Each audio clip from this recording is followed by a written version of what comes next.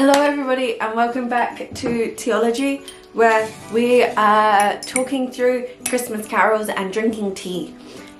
We are analysing them. Today our Christmas carol is We Three Kings.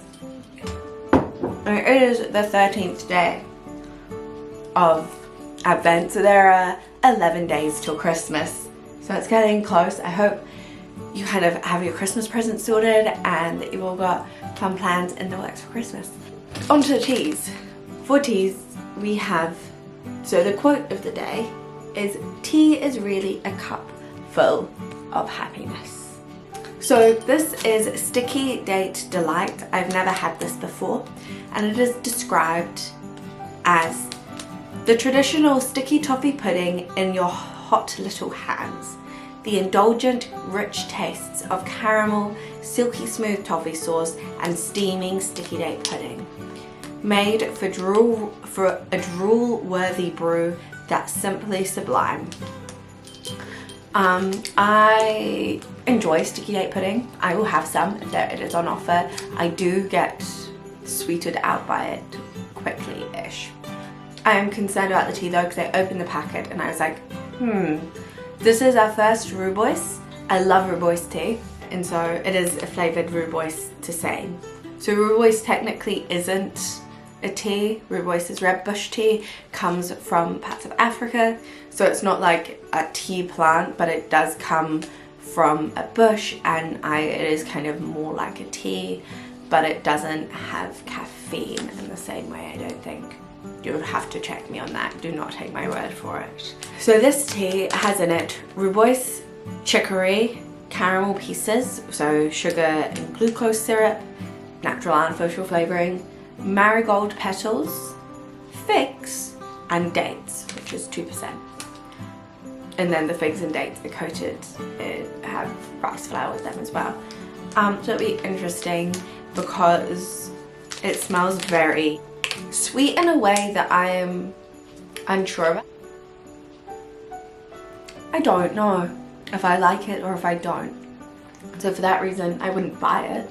But like, it doesn't make me think of sticky date pudding at all. So in that respect it's a bit of a pass, a bit of a miss for me. But on its own, as its own to saying, I don't know if I like it or if I don't like it. Anyway, let's talk about We Three Kings. We're going to start where we normally start, with biblical accuracy.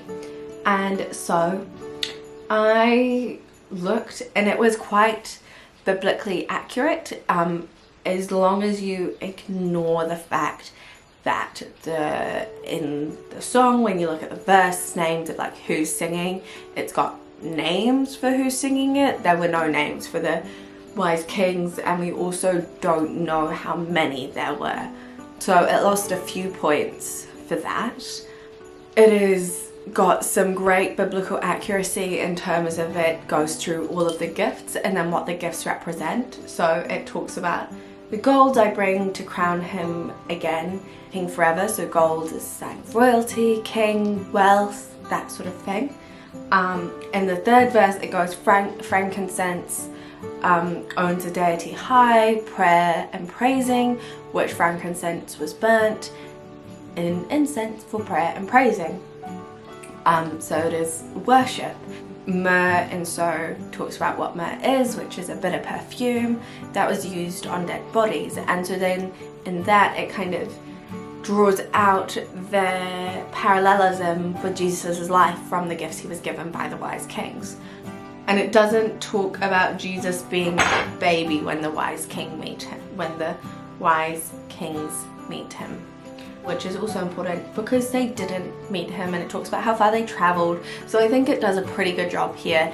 They just could have changed it from We Three Kings to We Are Kings of Orient, something. Also go then for theology. It gets a 4 because it unpacks some great theological aspects that are present in the biblical story itself. So about his death, about his resurrection, about the foreshadowing and timeliness of his life, all of that stuff. And then it ends with glorious now behold him arise, king and God and sacrifice. So kind of those are the three themes that it's talking about Jesus as embodying, and those are big theological ideas that we can spend a lot of time unpacking, and it points us towards Easter, which is the fulfillment of his work. So yeah, I gave it a 4 for theology, because there are some places that I think it could just run a bit deeper on those and push a bit heavier on those, and it doesn't quite have so much theology in the chorus, which is the part that people repeat. For pastoral ministry, I gave it a 3 because it's got some stuff, but it hasn't got a lot, so it's kind of average in that respect. It's like decent, it's good, it's there. It could be more present, I think. And for the musicality, I gave it a 4. As my husband said, it has sea shanty vibes. There are a few versions in particular, one of which I'll link below, that really does seem to have quite sea shanty vibes in a good way. And so that makes it quite fun, and it's got the nice bass notes and tones. It could have the potentiality to go a little bit dirge-like, but I haven't actually found a version that goes super dirge-like. That's something. And it gets the bonus point because it does not talk about it at all. Snow and cold and winter and stuff at all. It really focuses on the biblical story. That means it gets a 16 out of 21. I will see you all tomorrow with a tea that hopefully I will know if I like it or I do not like it, and a new song. Bye!